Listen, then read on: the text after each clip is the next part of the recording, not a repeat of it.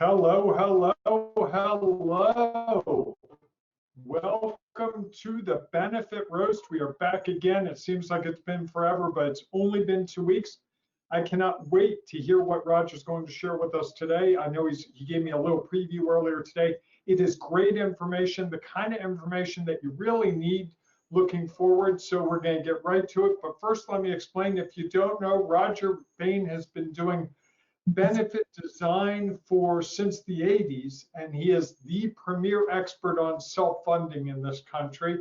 And he's going to talk about that today. We are lucky that he's able to find time for us. I'm always blessed whenever he gives me any time at all, because he's just a wealth of information and knowledge. One other thing before we get right to Rodger and his five reasons why self-funding is the answer for small businesses in 2021. If you want to comment, you can go to the chat box on the right of your screen and provide us with the information. You can give us information, insights. Is that your phone, Rodger? Yeah, I'm shutting it down now. Okay. I was going to say, I thought I was hearing weird noises again. You can comment in the chat box. You can ask questions in the chat box. We'll get you involved. We'd love to hear what you have to say. The more questions you have, I tell you, I will take Rodger right off his track to answer your questions. So with that, Rodger, how's that for an introduction? Sounds great. Way to commit. I'm doing all the work here. Come on. We're excited. You know, we got a lot to do. Somebody's got a hand raised already, Bob. Let's take a look and see what that's about. Okay. Well, I thought it was. Now it's gone. Okay, I was going to say, I did not see that, but it would not be the first time I missed a hand raise. Well, it sounds like somebody put their hand up and put it back down again. Okay, so maybe they were just playing. Maybe. So Rodger, tell us the first of those 5 reasons why self-funding is going to be the answer in 2021. And I don't know why, Rodger, but I'm only seeing part of your screen. What are you seeing? I'm seeing the left half of 5 reasons, and I see self-funding. I do not see the right half of your screen. Let's see. How's that work? Now I see it, but I also see your PowerPoint framing, which is fine. That's okay. We can work with that. Nope, still went back to just half your screen. So you're better off with the last one. Sorry about this, folks. Yeah, it's a new monitor that's very wide, and that must be what's creating the challenge. But so leave it like this for now. This will work. Okay, fair enough. We can see what we need to see. Well, it's all there. So we can talk about the first one, and they're all in front of us, so we can talk about all of them as we go. But the first thing is just the serious amount of savings that we can get. Self-funded plans today are more and more aggressive, more and more scientific, let's say. We're using more data, we're using evidence-based medicine, we're using step therapies, we're using prior authorization. We're doing everything in the world that we can do to help an employer drive really, really solid, good benefits without throwing money out the window at all of the abuses that we see that are out in the marketplace. And we're not leaving all of the profits in the hands of the big insurance companies. So there's a combination of values that create these serious savings, and those savings yield the results that most of our customers would love to see. So think about it. You're cutting the administrative costs from the typical rates of an insurance company to an independent third-party administrator. You're reducing your premium tax slightly. You're using bundled surgeries and reference-based pricing instead of PPO discounts to help drive costs down. You're using pass-through PBMs that aren't charging additional profit margins just to be a PBM. We're passing through rebates back to the plan, or retaining them to cover the cost of the plan, but not just profiting back to the PBM with all the extra money. We're doing clinical management of those pharmaceuticals to make sure that they're all delivered in the appropriate way, the appropriate setting. We're providing alternates to those so that people can go elsewhere and get prescription drugs internationally or through prescription drug tourism, or simply generics versus brand names in ways that make a bigger difference. So there's a lot of things we're doing to really create that serious savings connection that simply can't be done in fully insured, or when they are done in fully insured, they are being passed right back to the insurance company instead of somewhere else. And so there's some really interesting things there.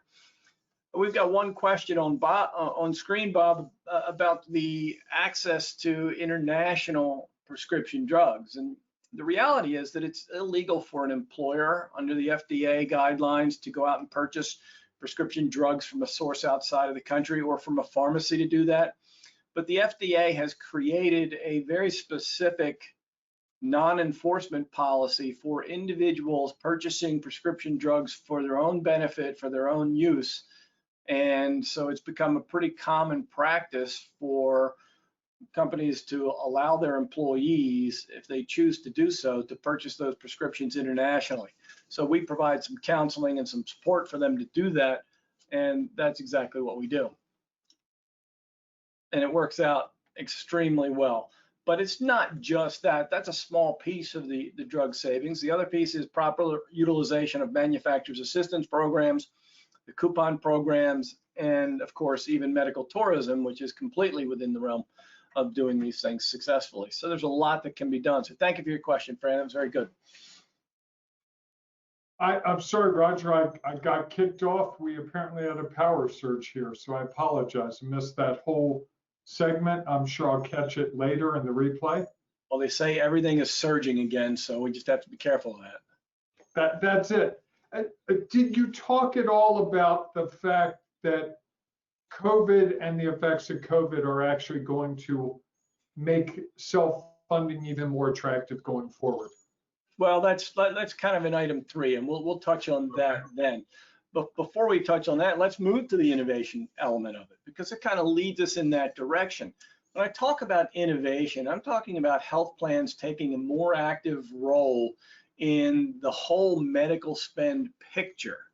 So not just looking at the perspective of where do we get the deepest discount, but let's talk about all of the data that we've been collecting as an industry for the last 15 years that tells us what the best practice medicine procedures are. So using that evidence-based medical guideline in a health plan is a whole new trend.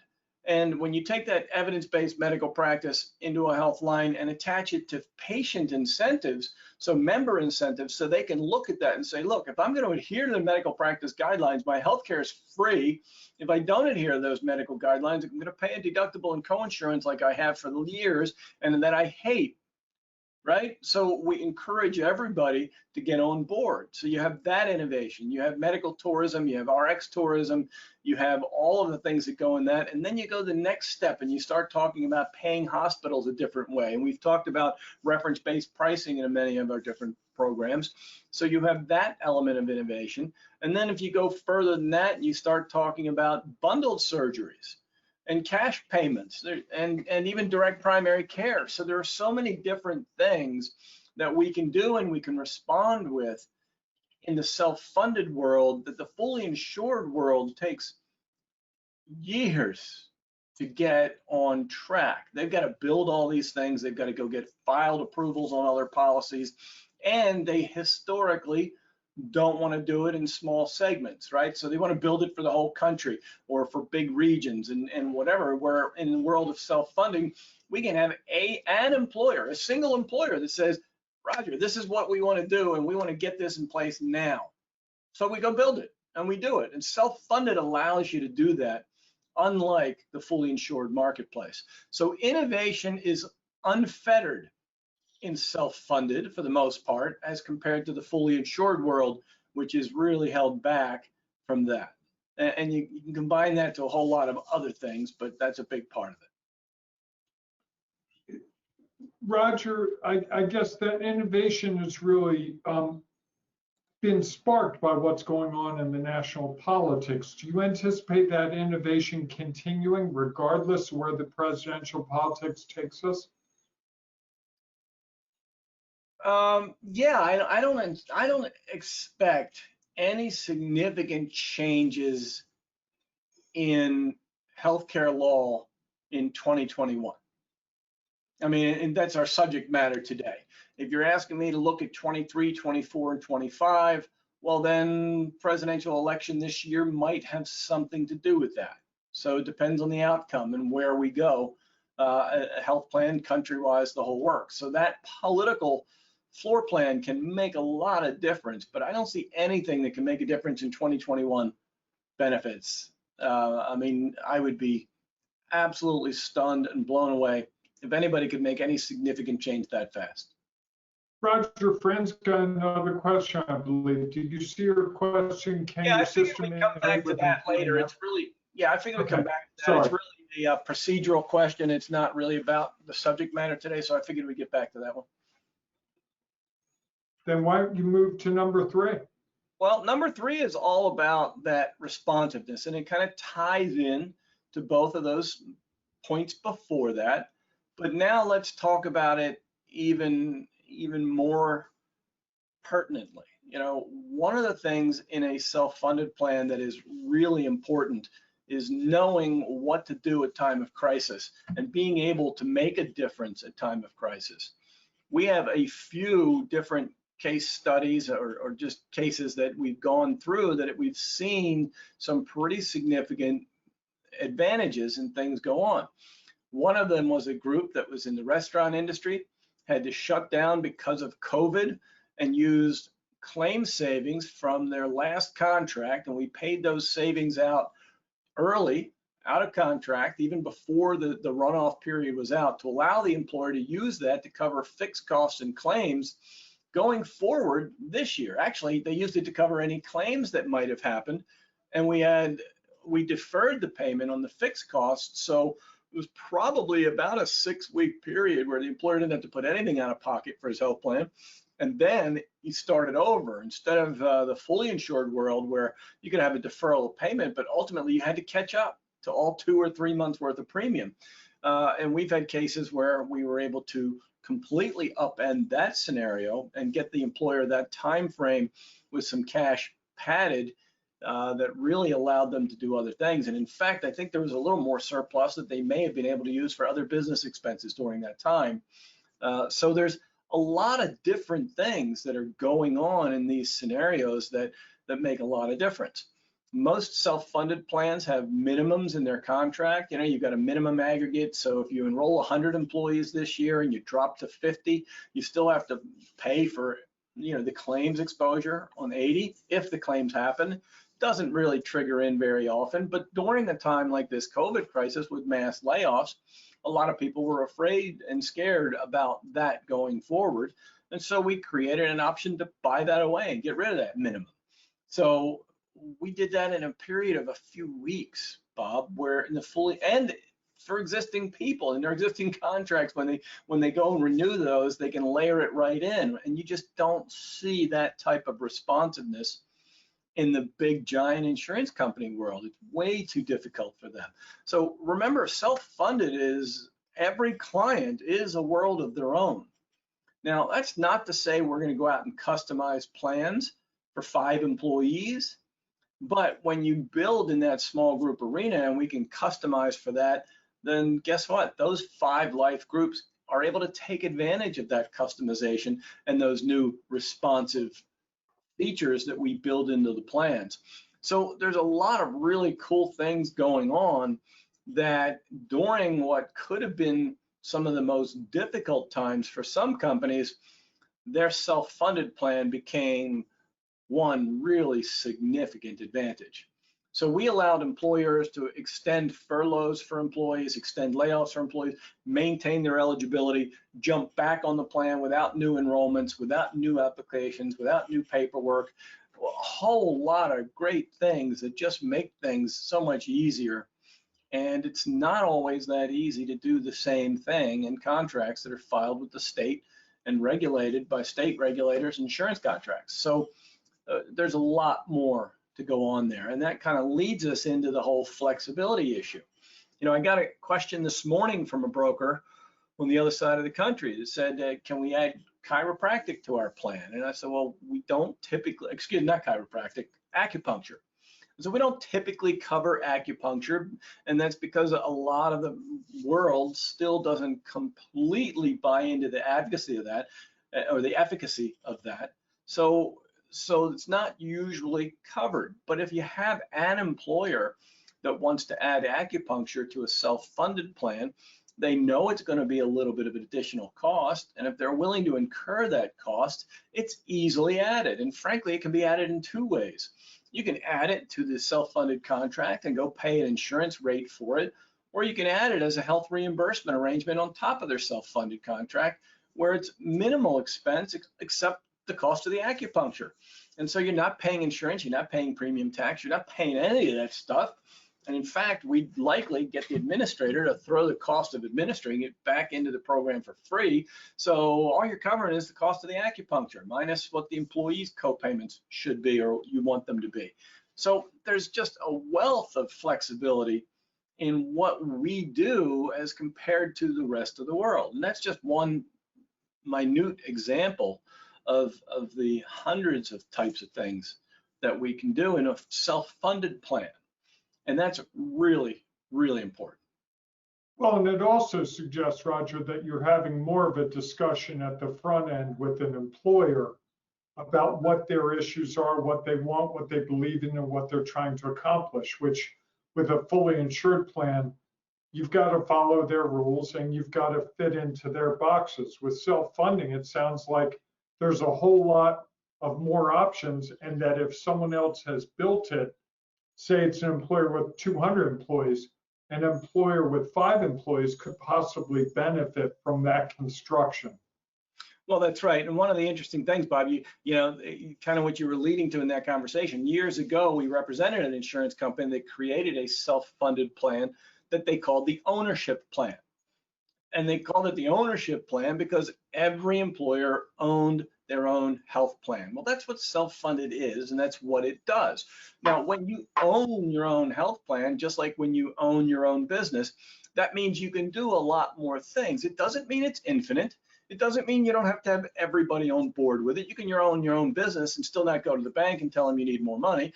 So I mean, there are always some elements of reasonable constrictions and restraint, but when you own your own health plan, you have the ability to do so much more than even a big insurance company could do if you went and asked them about it, and they don't have it available. They don't have it available. It's that simple.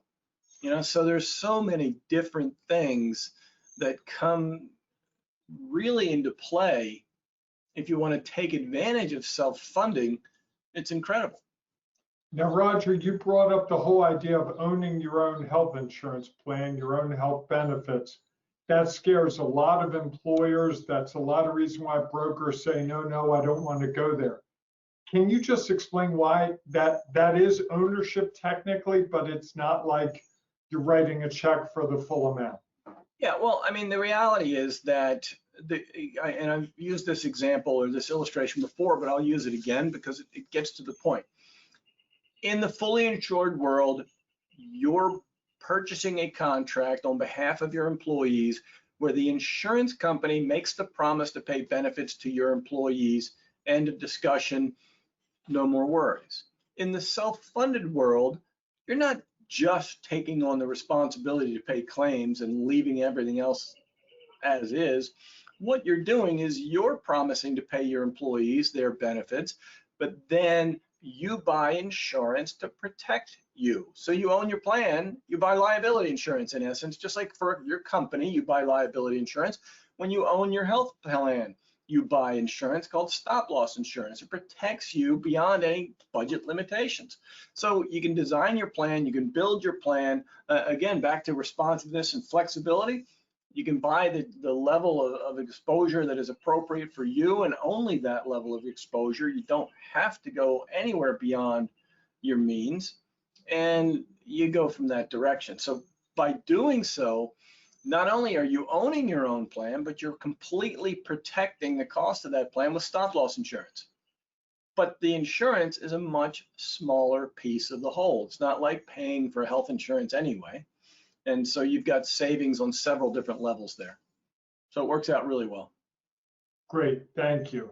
Folks, if you have questions, comments, problems, whatever, feel free to put them in that chat box. I know Rodger would love to have a dialogue more than a monologue. Always true, Bob. So let's talk about healing. And we're going to talk about healing from several aspects today because we're all in such a very, very interesting time. I always talk about the healing of a self-funded plan by simply saying that if you're in a self-funded health plan and your plan was sick last year, as your people get better, your plan gets better. So you heal faster. If you're in a fully insured plan and you were sick last year and you got this big renewal rate, it's going to stay with you for the whole next year. I've been in this business now well over 30 years, and I have never seen a fully insured health insurance rate be renegotiated mid-year. Now, that's not to say it hasn't been done in some very large clients, but for the most part, your rate is what it is for the year, and you're not going to get an insurance company just to say, oh, you're right, these guys got better, we don't have to rate you for that anymore. They're going to charge that money, and they're going to have some story about, well, we paid it last year and we're making up a little here, we're making sure we cover for everybody, and all the nice little stories they have. So the reality is that your self-funded health plan heals itself as you get through certain crises. Well, we're in the midst of a crisis that we have never seen before. How do you think we're going to pay for that crisis, Bob? I think we're probably going to see rates increase for the next 3 to 5 years. Right, and that's predicted by a lot of folks, right? So we're going to see health insurance rates rise to the occasion, right? They're going to charge more because they had all of these expenses this year. So even though your group may not have seen a single significant expense from COVID, you're going to see a significant increase because of the industry at large, right? That's highly conceivable, and even the largest actuarial firm in the country is saying that. So if in fact that's what we're dealing with, when you have a self-funded plan, this healing factor, this ability to heal along with your group is so much more important, because you're going to get rates next year based on what you're expected to spend next year, not based on what you spent last year. Huge difference, right? So not only do you get rates based on what you're expected to spend, but if you don't spend that, you keep a big piece of the money. So self-funded combines the ability to save, the ability to respond with innovation and flexibility, and a recovery factor that is stronger than anything you'll see anywhere else. So if you're moving forward to buy benefit plans in 2020 in the fourth quarter that are going to cover the employee population through 2021 or most of it, you really need to be looking at the many virtues of a self-funded plan and how it can work for most of your customers to save a whole lot of money and potentially even keep the leftover change as well. It's just blows me away that we don't see more action toward this. But right now, forget legislative things like the ACA and all those other things that encourage self-funding. Self-funded today, for any company that qualifies for a self-funded plan, it is absolutely insane not to dig deep, really consider the option, do the analysis, and when you see that analysis show that your costs could be less next year and could be even more less than that, you have to pull the trigger and start moving that direction. It just doesn't make sense. I mean, to leave that on the table at some of the most difficult times of our lives, it just doesn't make sense for any of us. What do you think deters people, Rodger? Is it the fear of not knowing enough, or the fear that not everyone else is doing it? Or is it the fear that it sounds too good to be true? Because when you say these things, sometimes to me, they seem almost too good to be true, because the existing model, that traditional insurance model, doesn't allow for a return of money if you have a good claims year. Well, Bob, I think that's really clear to me that the word ignorance, and used in a literal way, not an emotional way, right? People just don't know. They don't fully understand. They don't understand the parameters. They don't understand just how much insurance they're actually getting when they build a self-funded plan anyway, right? So if we build a self-funded plan around someone, there's plenty of insurance, sometimes still too much insurance, but it's all there to give that employer the comfort that they need to be able to reasonably take advantage of all of the things that the largest employers do, right? You don't see Ford and General Motors, or even the Baltimore County Board of Education, buying fully insured health coverage. They self-fund their plans. They might layer it with a Blue network, or they might layer it with somebody else's network, and they might have an administrator to do it. But the reality is they're still funding the vast majority of those claims themselves, because they know that's really what they can have the greatest effect on. So when you start to really look at the smaller employer marketplace, and even the professional insurance brokers marketplace, many of them don't fully grasp how self-funded health benefit plans work. And if we can get over that hurdle, we can make some pretty significant differences in how our small employers recover from their business woes of this COVID thing. There's going to be a lot that don't make it, but those that do are going to need all the help they can get. Well, this is one of those levels of help that they can get. Makes perfect sense, Rodger. I know for me, what really jumps out is the innovation and flexibility coupled with the healing part. I hadn't thought of it that way, so that's really great. I appreciate that. Like every other time, I learned something today from you. I really appreciate it. Anything else you want to say at this point, Rodger? I think that's it at the moment, Bob. Do you have the next slide that you can show us? Because Dana's not with us today. She's still with us, but not with us today. She'll be back. Well, I'm just putting my email address in the chat box for everyone. So if you want to send in for your free cup of coffee, then just send me an email to that address. Or if you have any questions or you want to have further discussion, then you can send in that address. And why don't you give us your phone number, so if someone's listening and they can't jot it down, they'll be able to capture it. Done. So you've got my phone number, my email address. Remember, we promised you a cup of coffee. Just send me an email to that effect, and I'll make sure you get it. In addition to that, my telephone number is there if you have any questions whatsoever. And go back to Fran's question for a minute. She asked if we can integrate with Employee Navigator. And the real question, I mean, it's more complicated than that, Fran. The answer is we can certainly use that type of thing to capture some enrollment material, but Employee Navigator pulls up a little short of actually collecting risk information. So it doesn't do the whole job, but it can certainly pick up the job after we get our work done and do the group risk analysis. So that's a longer discussion than we had for today, but we can certainly talk about it. And Alan wants to know if he gets a dozen donuts with his cup of coffee. That sounds like Alan. It sounds like Alan, and you know that I have to tell Alan what I always tell Alan: write me a case, and I'll send you your donuts next. Right? So not just a dozen donuts. He specifies, Rodger, a dozen chocolate donuts. Oh yeah, he does say chocolate donuts. So we'll have to. I like the specificity. Send him a dozen jelly-filled donuts and see what he does.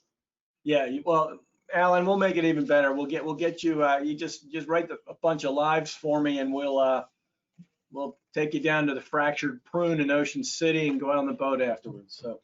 Hey, now anyway, that's a good deal. That's a pretty good deal. Anyway, we're all here for you guys. We appreciate everybody being out there. We're looking forward to a huge fourth quarter and a big 2021, even amidst all of this stuff, and maybe even because of all of this stuff. It just makes what we do more real and more pertinent than ever before. And we're here to respond to that and give you the best value that we can possibly give you. Great. Well, we'll be back again in 2 weeks, Rodger, on July 27th at 2 p.m. Eastern for another edition of the Benefit Roast. Until then, everybody, be healthy and go out and sell some self-funding. Thanks, everyone. We appreciate it. And thanks for all the referrals. Fran, thank you very much for that. And anybody else that has any brokers that need some help, feel free to send them our way. Take care, everyone. Have a great day.